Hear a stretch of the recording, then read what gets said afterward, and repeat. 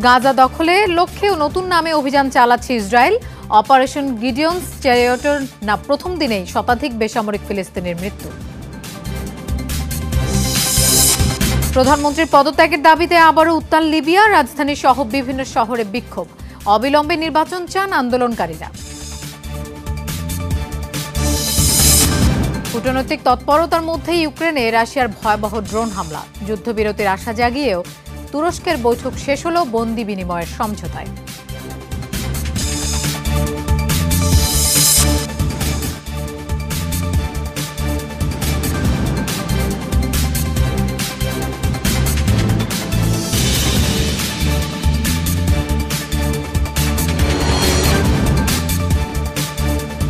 এতক্ষণ শিরোনাম দেখছিলেন, আপনাদের সঙ্গে থাকছি আমি মৌসুমী আহমেদ লোপা। যাচ্ছি পুরো খবরে।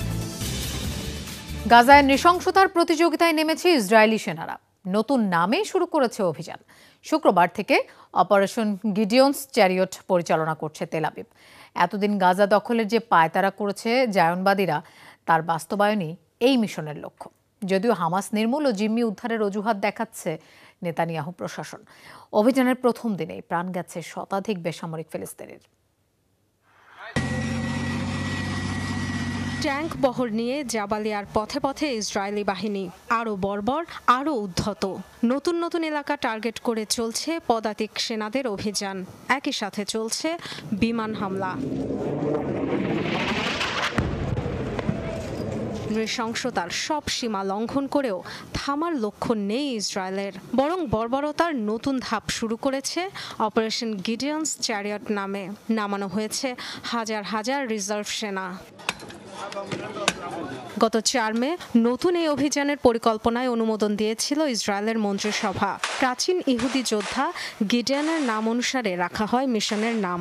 শুক্রবার থেকে শুরু হওয়া এই দখলে অভিযান বাস্তবায়ন হবে 3 ধাপে। প্রথম ধাপে পপুলেশন মোবিলাইজেশন। সে লক্ষ্যেই উত্তর গাজায় সমান তালে চলছে উচ্ছেদ কার্যক্রম। সংঘাত কবলিত এলাকা ঘোষণা করে খালি করে ফেলার নির্দেশনা দেয়া হচ্ছে বাসিন্দাদের। হামাসের আস্তানা ধ্বংসের অজুহাতে টার্গেট করা হচ্ছে জনবহুল এলাকাগুলো।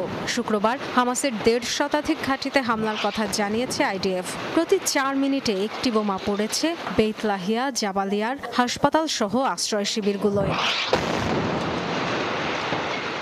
ডোনাল্ড ট্রাম্পের মধ্যপ্রাচ্য সফর শেষ হতে না হতেই চূড়ান্ত উন্মত্ততা দেখাচ্ছে ইসরায়েলি বাহিনী।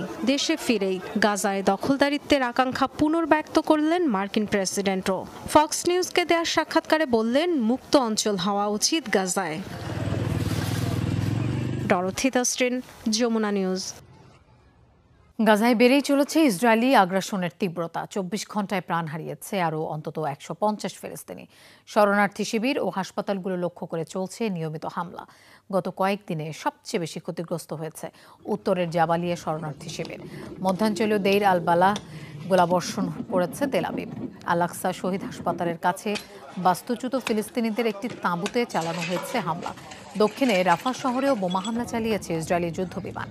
ড্রোন হামলায় প্রাণ হারিয়েছেন 5 জন। খান ইউনিসের পূর্বাঞ্চলে একটি চলন্ত গাড়িতে 2 নাতিসহ নিহত হন এক ব্যক্তি। 1.5 বছরের বেশি সময় ধরে চলমান ইসরায়েলি আগ্রাসনে গাজায় প্রাণহানি ছড়িয়েছে 53,000। স্থায়ীভাবে 10 লাখ ফিলিস্তিনিকে লিবিয়ায় পাঠানোর পরিকল্পনা বাস্তবায়নে কাজ করছে যুক্তরাষ্ট্র। সূত্রের বরাতে চাঞ্চল্যকর এই তথ্য প্রকাশ করেছে মার্কিন গণমাধ্যম এনবিসি নিউজ। সংবাদ মাধ্যমটি জানায়, বিনিময়ে 1 দশকেরও বেশি সময় ধরে জব্দ করে রাখা বিপুল অর্থ ফেরত দেওয়া হবে লিবিয়াকে। এরই মধ্যে এই বিষয়ে দেশটির শীর্ষ নেতাদের সঙ্গে আলোচনা শুরু করেছে ট্রাম্প প্রশাসন। সশস্ত্র গোষ্ঠীগুলোর সংঘাতে প্রায় 14 বছর ধরে গৃহযুদ্ধে জর্জরিত লিবিয়া। দেশটির অর্থনৈতিক অবস্থাও শোচনীয়। এমন দেশে ফিলিস্তিনিদের পাঠানোর পরিকল্পনা নিয়ে উঠছে সমালোচনার ঝড়।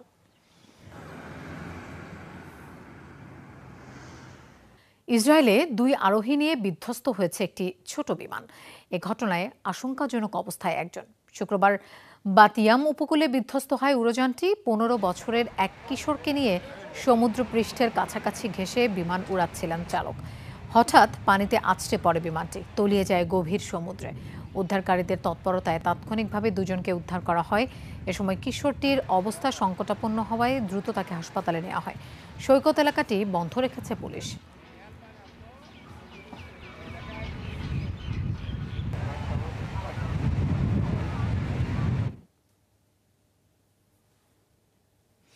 ইসরায়েলে হামলার চড়া মাশুল গুনতে হবে হুতিকে।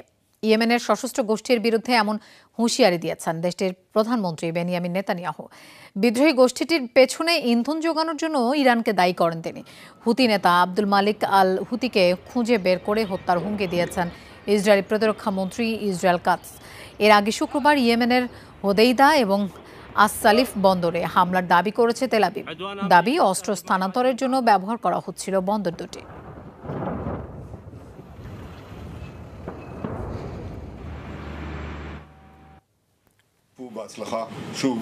আমরা চুপ করে বসে থাকতে পারি না। আমাদের ক্ষতি করলে আরো বড় ক্ষতির শিকার হবে হুতিরা। অবকাঠামোর পাশাপাশি টার্গেট করা হবে তাদের নেতৃত্বকেও। হুতিদের মূল ইন্ধনদাতা ইরান, যারা তাদের নির্দেশনা আর সমর্থন দেয়। চরম মূল্য দিতে হবে হুতিদের। রাষ্ট্রের নিরাপত্তা নিশ্চিতে প্রয়োজনীয় সব ধরনের পদক্ষেপ নেব আমরা। সিরিয়ার নতুন প্রেসিডেন্ট আহমেদ আল শারাকে হত্যা পরিকল্পনার চাঞ্চল্যকর তথ্য ফাঁস করলেন যুক্তরাষ্ট্রের এক আইন প্রণেতা। ডেমোক্র্যাট ওই রাজনীতিবিদের দাবি, সিরিয়ার রাষ্ট্রপ্রধানকে হত্যার ষড়যন্ত্র করেছিল তার দেশই। ডোনাল্ড ট্রাম্পের সাথে বৈঠকের আগ মুহূর্তেও শারাকে হত্যার ছক কষছিল মার্কিন প্রশাসন। দাবি, শেষ পর্যন্ত জর্ডানের রাজার হস্তক্ষেপে সিদ্ধান্ত থেকে সরে আসে যুক্তরাষ্ট্র। 25 বছর পর সিরিয়ার কোনো রাষ্ট্রপ্রধানের সাথে এক টেবিলে মার্কিন প্রেসিডেন্ট আহমেদ আল শারার সাথে ডোনাল্ড ট্রাম্পের বৈঠক বেশ আলোচনার জন্ম দিয়েছে। বৈশ্বিক পরাশক্তির সাথে সম্পর্কের বরফ গলতে শুরু করায় এরই মধ্যে ঘুরে দাঁড়ানোর স্বপ্ন দেখতে শুরু করেছে সিরিয়ার সাধারণ মানুষ। আন্তর্জাতিক গণমাধ্যমে শিরোনাম যখন সারা ট্রাম্প বৈঠক, তখন প্রকাশ পেল চাঞ্চল্যকর এক তথ্য। মুখোমুখি আলোচনায় ট্রাম্প সৌহার্দ্যপূর্ণ আচরণ করলেও সারাকে হত্যার ছক কষছিল নাকি তার প্রশাসন। মার্কিন সিনেটরের এক শুনানিতে ডেমোক্র্যাট সিনেটর জিন শাহিন তুলেছেন ভয়াবহ এই অভিযোগ। বেশ কিছুদিন ধরেই কথাটি কানে আসছিল। ট্রাম্প প্রশাসনের অনেকেই বৈঠকের আগে সিরিয়ার সরকার প্রধান আহমেদ আল শারাকে হত্যার পরামর্শ দিয়ে ডোনাল্ড ট্রাম্পের কান ভারী করার চেষ্টা করেছিল। মধ্যপ্রাচ্যের গণমাধ্যম মিডল ইস্ট আই বলছে, শারাকে হত্যার ব্যাপারটি জানতে পারেন জর্ডানের রাজা দ্বিতীয় আবদুল্লাহ। তড়িঘড়ি করে ট্রাম্পকে বেপরোয়া এ পথে না বাড়ানোর পরামর্শ দেন তিনি। জিন শাহিনের দাবি, জর্ডানের রাজার কাছ থেকেই তিনি এই তথ্য জানতে পেরেছেন।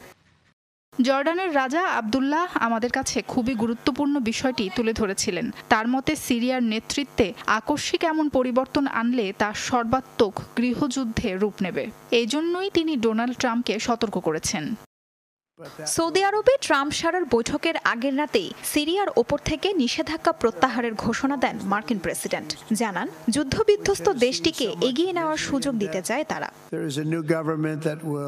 এর আগে দীর্ঘদিন যুক্তরাষ্ট্রের মোস্ট ওয়ান্টেড তালিকায় ছিলেন সাবেক এই আল কায়দা নেতা। তার মাথার বিনিময়ে $10 মিলিয়ন পুরস্কারও ঘোষণা করেছিল এফবিআই। তাসরিয়ান সোবহান, যমুনা নিউজ। প্রধানমন্ত্রী আব্দুল হামিদের পদত্যাগের দাবিতে আবারও বিক্ষোভে উত্তাল লিবিয়া। রাজধানী ত্রিপোলি সহ দেশটির বিভিন্ন শহরে বিক্ষোভে নামেন হাজার হাজার মানুষ। অবরোধ করা হয় প্রধানমন্ত্রীর বাসভবন। গাদ্দাফি বিরোধী আন্দোলনের পর এটিকেই সবচেয়ে বিক্ষোভ বলছে স্থানীয় গণমাধ্যম। আন্দোলনকারীদের অভিযোগ, সশস্ত্র গোষ্ঠীগুলোকে নিয়ন্ত্রণে ব্যর্থ হয়েছেন প্রধানমন্ত্রী। এর পাশাপাশি দ্রুত নির্বাচন দেওয়ার দাবিও করা হয়। 2021-এর গাদ্দাফি বিরোধী আন্দোলনের পর এত বড় বিক্ষোভ আর হয়নি, এমনটি দাবি লিবিয়ার স্থানীয় গণমাধ্যমের। রাজধানী ত্রিপোলি সহ লিবিয়ার বিভিন্ন শহরে বিক্ষোভে নামেন হাজার হাজার মানুষ।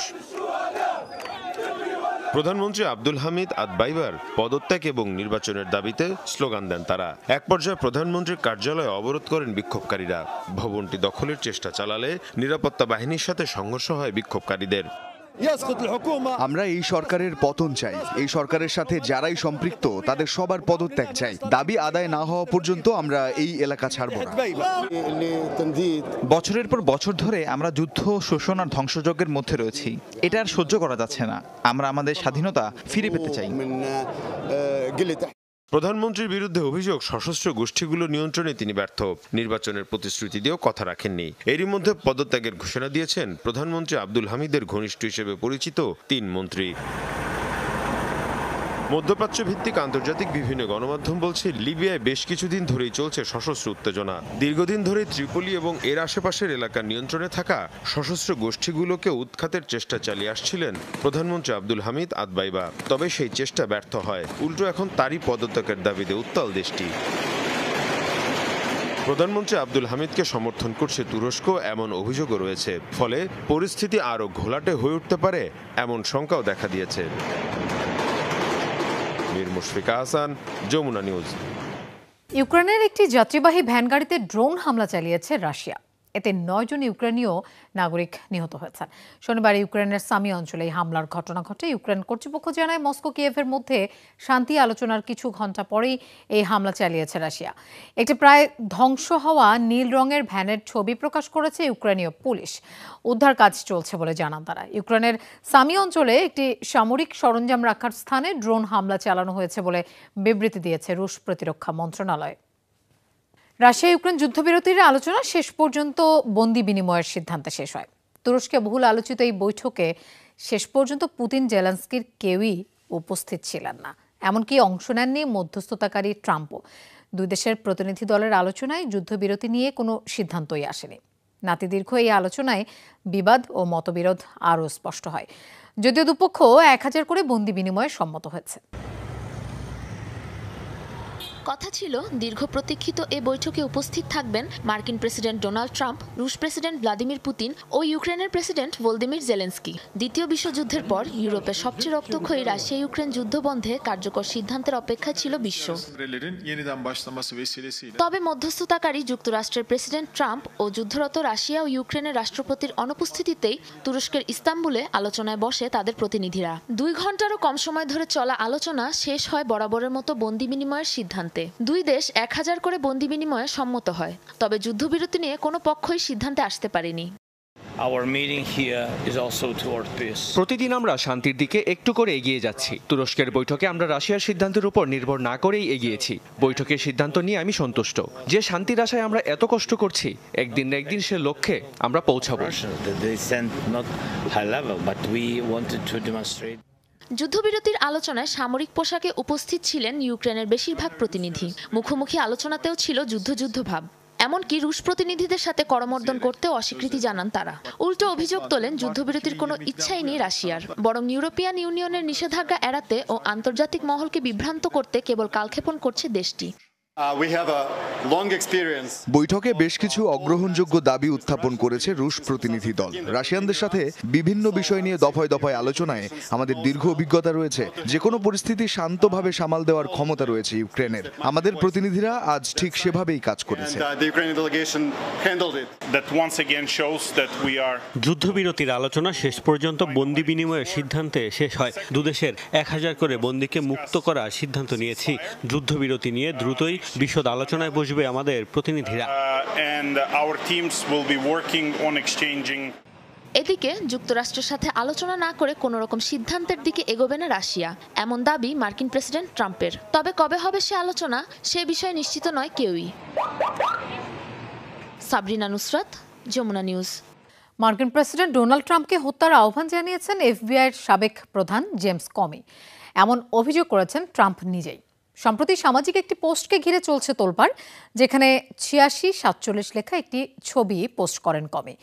সমালোচকরা বলছেন, এই সংকেতের মাধ্যমে ট্রাম্পকে হত্যার আহ্বান জানিয়েছেন সাবেক এফবিআই প্রধান। সম্প্রতি নিজের ইনস্টাগ্রামে এই ছবিটি পোস্ট করেন এফবিআই সাবেক প্রধান জেমস কমি, যাতে দেখা যায় শামুক এবং ঝিনুক দিয়ে লেখা 8647। এরপর থেকে শুরু হয় তোলপাড়। অভিযোগ ওঠে, এটি একটি সংকেত যার দ্বারা মার্কিন প্রেসিডেন্ট ডোনাল্ড ট্রাম্পকে হত্যার আহ্বান জানিয়েছেন কমি।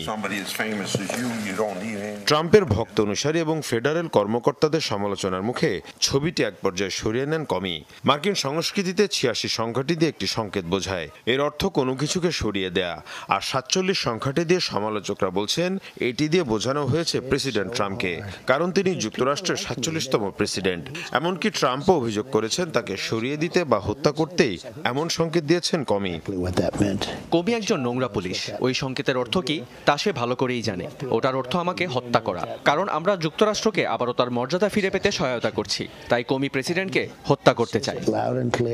শুরু থেকে ট্রাম্পের সমালোচক হিসেবে পরিচিত কমি। তিনি প্রথম মার্কিন প্রেসিডেন্ট নির্বাচনে রুশ হস্তক্ষেপের প্রমাণ থাকার কথা জানান। ২০১৭ সালে কমিকে চাকরিচ্যুত করেন ট্রাম্প। ২০১৮ সালে ট্রাম্পকে অযোগ্য মার্কিন প্রেসিডেন্ট আখ্যা দেন কমি। মীর মুশফিকা হাসান, যমুনা নিউজ। কারাগারের টয়লেটের কমোড খুলে সেই গর্ত দিয়ে পালালো 10 দুর্ধর্ষ আসামি। যুক্তরাষ্ট্রের লুইজিয়ানায় হয়েছে অভিনব এই পলায়ন পর্ব।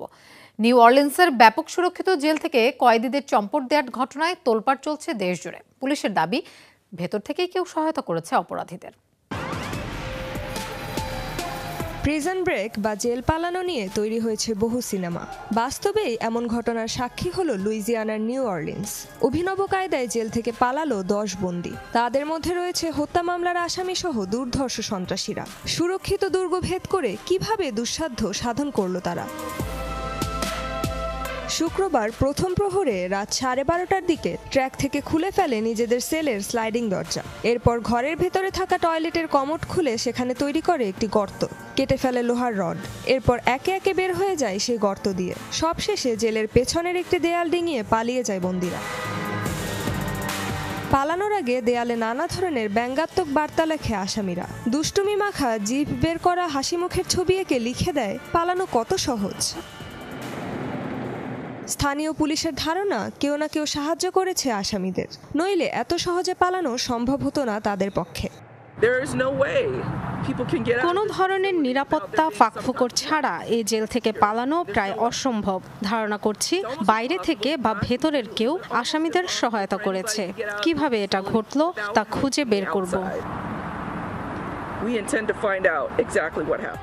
পালিয়ে যাওয়া 10 আসামির মধ্যে কেন্ডেল মাইলস নামে একজন ইতিমধ্যে ধরা পড়েছে। একটি গাড়ির নিচে লুকিয়ে থাকা অবস্থায় গ্রেফতার করা হয়েছে তাকে। বাকিদের সন্ধানে চলছে অভিযান। রেজওয়ানা সায়মা, যমুনা নিউজ। পার্কিংয়ের অগ্নিকাণ্ডের জেরে সাময়িকভাবে বন্ধ করে দেওয়া হলো ফ্লোরিডার একটি বিমানবন্দর। শুক্রবার ফ্লোরিডার জ্যাকসনভিল এয়ারপোর্টের পার্কিং গ্যারেজে রাখা একটি গাড়িতে আগুন লেগে যায়। তাৎক্ষণিকভাবে বন্ধ করে দেওয়া হয় বিমানবন্দরটিতে ঢোকা ও বের হওয়ার সব কয়টি টার্মিনাল। কয়েক ঘন্টার চেষ্টার পর আগুন নিয়ন্ত্রণে আনে ফায়ার সার্ভিস বাহিনী। এ ঘটনায় এখন পর্যন্ত পাওয়া যায়নি কোনো হতাহতের খবর। আগুনে ক্ষতিগ্রস্ত হয় ওই গ্যারেজে থাকা বেশ কয়েকটি গাড়ি। পরে পরিস্থিতি স্বাভাবিক হলে ওই দিন বিকেলেই খুলে দেওয়া হয় বিমানবন্দরটি। আগুন লাগার কারণ খতিয়ে দেখছে নিরাপত্তা বাহিনী। কমপক্ষে 200 কেজি গাঁজা পাচার করার সময় একটি বিমানকে আটক করেছে ব্রাজিলিয়ান এয়ারফোর্স। দেশটির যৌথ বাহিনীর একটি অভিযানে জব্দ করা হয় মাদক ভর্তি ওই উড়োজাহাজটি। এ সময় পুলিশের হাত থেকে বাঁচতে ব্রাজিলের প্যারা রাজ্যের আলতামিরায় জরুরিভাবে উড়োযানটি অবতরণ করায় ক্রুরা আগুন ধরিয়ে দেয় যানটিতে। এরপর দ্রুত পালিয়ে যায় ঘটনাস্থল থেকে। এ ঘটনায় এখন পর্যন্ত কোনো হতাহতের খবর পাওয়া যায়নি। ঘটনাস্থল থেকে মাদকের কিছু আলামত জব্দ করতে সক্ষম হয় নিরাপত্তা বাহিনী, তবে এখনও গ্রেফতার করা হয়নি সন্দেহভাজন কোনো ব্যক্তিকে। জব্দকৃত মাদক রাখা হয়েছে এলাকাটির স্থানীয় পুলিশ স্টেশনে।